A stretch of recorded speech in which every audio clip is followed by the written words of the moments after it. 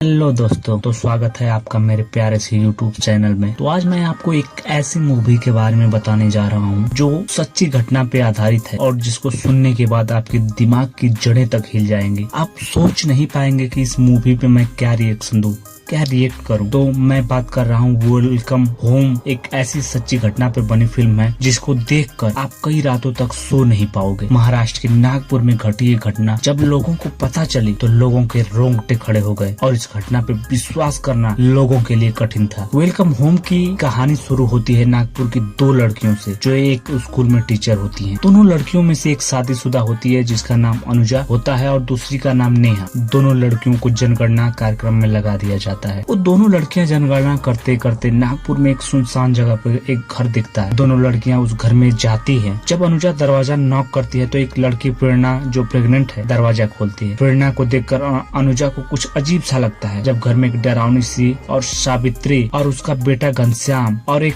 Cook भोला रहता है। अनुजा जब घर के अंदर होती है तब उसे कुछ ठीक नहीं लगता। अनुजा पूछती है कि आप कितने सदस्य हो और आपके कितने बच्चे हैं। इस बात का प्रेरणा बहुत अजीब सा जवाब देती है। वो कहती है कि बच्चे तो होते हैं, रोते हैं और फिर मर जाते हैं। प्रेरणा की इस बात पर अनुजा चौंक जाती है। वो प्रेरणा के शरीर पर चोट के निशान भी देखती है। अनुजा प्रेरणा से उसके हस्बैंड के बारे में पूछती है। इतने में ही वो बूढ़ी औरत सावित्री उनको वहाँ से जाने के लिए कहती है। अनुजा और नेहा अपने मन में बहुत से सवाल लेकर वहाँ से चली जाती है, लेकिन उनके मन में कसक रह जाती है। कुछ दिनों के बाद अनुजा और नेहा फिर उस घर पे वापस आती हैं। अनुजा प्रेरणा से उसकी तबीयत के बारे में पूछती है तो वह कुछ जवाब नहीं देती। इतने में ही बहुत तेज बारिश होने लगती है। अनुजा और नेहा बारिश रुकने का इंतजार करती हैं, लेकिन बारिश और तेज हो जाती है। इतने में ही कुक भोला जो बहुत अजीब सा है वो कहता है कि मैं चाय बहुत अच्छी बनाता हूँ, आप दोनों चाय पी कर जाना। भोला कहता है कि आज रात आप दोनों यहीं रुक जाओ, आज बारिश नहीं रुकने वाली। लेकिन अनुजा और नेहा दोनों बारिश में ही जाने की कोशिश करने लगती हैं। शाम होने वाली है। नेहा कहती है कि मुश्किल है कि हम जा पाएंगे, बारिश बहुत तेज है, आज हम यहीं रुक जाते हैं। नेहा की बात मानकर दोनों वापस घर में आ जाती हैं और वहीं रुकने का फैसला करती हैं। सावित्री का बेटा जो कुछ सालों से मौन व्रत रखा हुआ है और बहुत पूजा पाठ करता है, अपनी माँ सावित्री की बहुत सेवा करता है। भोला खाना बनाकर टेबल पर लगाता है। नेहा जैसे ही खाना चाहती है वैसे घनश्याम उसका हाथ पकड़ लेता है। नेहा बहुत डर जाती है। तब भोला कहता है कि पहले भगवान का ध्यान करो फिर खाना खाओ। प्रेरणा बहुत अजीब तरीके से खाना खा रही होती है। उसे देखकर अनुजा को बहुत अजीब सा लगता है और उसके बाद एक कहानी एक खतरनाक मोड़ लेती है। रात हो जाती है। दोनों लड़कियां नेहा और अनुजा सुरक्षित महसूस नहीं करती हैं, लेकिन उनकी मजबूरी रहती है वह रुकने की, क्योंकि बारिश रुकने का नाम ही नहीं लेती है। दोनों को रुकने के लिए एक कमरा दिया जाता है। दोनों अंदर से कमरा बंद कर लेती हैं। अनुजा नेहा से कहती है कि तुम अपने भाई को बताया कि तुम कहाँ हो। इतने में ही भोला दरवाजा बजाता है। दोनों लड़कियां बहुत बुरी तरह डर जाती हैं। दरवाजा खोलती हैं तो देखती हैं कि भोला पानी लेकर आया है। भोला को देखकर नेहा फोन पर बात करने का नाटक करने लगती है। वो कहती है कि आज हम घर नहीं आएंगे, बारिश में फंस गए। भोला सुनकर वहाँ से चला जाता है। नेहा सो जाती है, लेकिन अनुजा को चिंता से नींद नहीं आती। घनश्याम अपनी माँ सावित्री के पैर दबा रहा होता है और भोला वहाँ आकर कहता है कि भैया बहुत दिन हो गए हैं, मुझे करने का बहुत मन कर रहा है, उन लड़कियों के पास जाने दो। भोला आगे कहता है कि वो लड़कियाँ बहुत बुरी हैं, वो अपने घर में झूठ बोल कर आई हैं। घनश्याम भोला को इशारे से मना कर देता है। इस पर सावित्री कहती है कि उसे मना मत कर, नहीं तो वो भाग जाएगा। अनुजा अपने कमरे से खिड़की से बाहर की तरफ देखती है तो बहुत चौंक जाती है। अनुजा देखती है घनश्याम और भोला किसी लाश को ठिकाने लगा रहे हैं। यह सब देखकर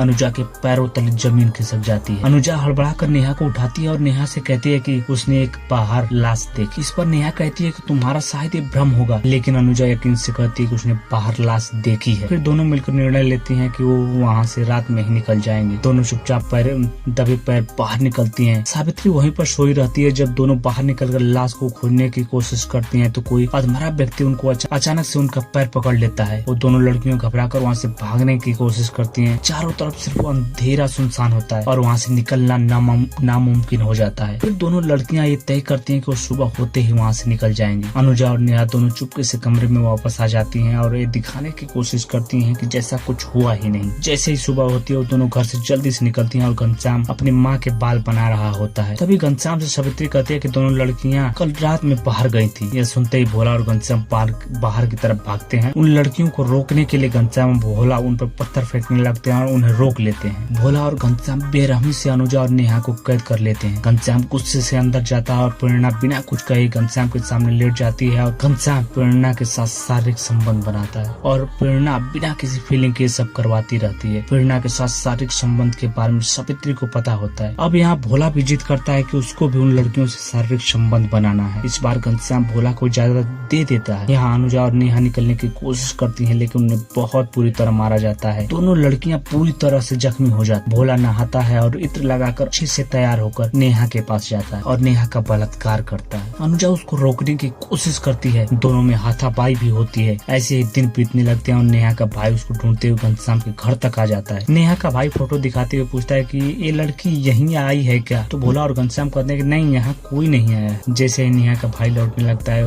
वैसे ही नेहा का कपड़ा देखता है और समझ जाता है कि नेहा यहीं है। जैसे ही नेहा का भाई मुड़ता और पूछता है, वैसे घनश्याम एक बड़े से पत्थर से नेहा के भाई का सिर कुचल कर मार डालता है। अनुजा को एक मौका मिल जाता है भागने का, लेकिन जब अनुजा से ठान लिया कि वो भागेगी नहीं और प्रेरणा को उन शैतानों से बचाएगी, अनुजा वापस घर आती है तो नेहा कहती है कि प्रेरणा घनश्याम की पत्नी नहीं, उसकी बेटी है और सावित्री उसकी दादी। अब अनुजा ठान लेती है कि अब वो इस शैतान को सजा दे रहेगी। अनुजा एक पास खड़े हसीजा से घनश्याम पर हमला करती है और घनश्याम अनुजा में जबरदस्त लड़ाई होती। दोनों छत पर लड़ रहे होते हैं और तभी घनश्याम की माँ सीढ़ियों पर कड़ी नेहा पर हमला कर देती है, लेकिन नेहा सावित्री को वहीं मार डालती है। अनुजा पूरी तरह से जख्मी होने के बाद भी घनश्याम को मारने की हालत में ले आती है और जैसे ही घनश्याम अनुजा की तरफ दौड़ता है, अनुजा उसको छत से नीचे गिरा देती है। घनश्याम नीचे गिरते ही मर जाता है। प्रेरणा ये सब एक खिड़की से देख रही होती है, लेकिन उसके चेहरे पे कोई भाव नहीं होता है। उसको कोई फर्क नहीं पड़ता। अनुजा उस अधमरे व्यक्ति को भी आजाद कराती है। रिश्तों को शर्मसार करने वाली यह सच्ची घटना नागपुर की है। कोई पिता कैसे अपनी बेटी के साथ शारीरिक संबंध बना सकता, ये सोचकर ही रोक काम जाती है। पुलिस की जांच पड़ताल में पता चलता है कि भोला और घनश्याम इससे पहले भी कई लोगों को मौत के घाट उतार चुके थे। प्रेरणा भी कई बच्चों को पहले भी जन्म दे चुकी थी और उसके बच्चे होते ही घनश्याम उसको मार देता था। इस फिल्म के कुछ दृश्य आपको विचलित कर सकते हैं। दृश्य को देखने के लिए तैयार हैं तभी आप इस मूवी को देखें। मूवी की सच्चाई, क्योंकि आप इस मूवी को देखने के बाद स्तब्ध हो जाएंगे। और सबसे बड़ी बात, ये मूवी एक वास्तविक घटना है। ये मूवी एक बार हमें सोचने पे मजबूर करती है कि हमारा इस समाज इस गर्त में होता जा रहा है। तो मेरा एक सुझाव है कि इस मूवी को आपको जरूर एक बार देखनी चाहिए।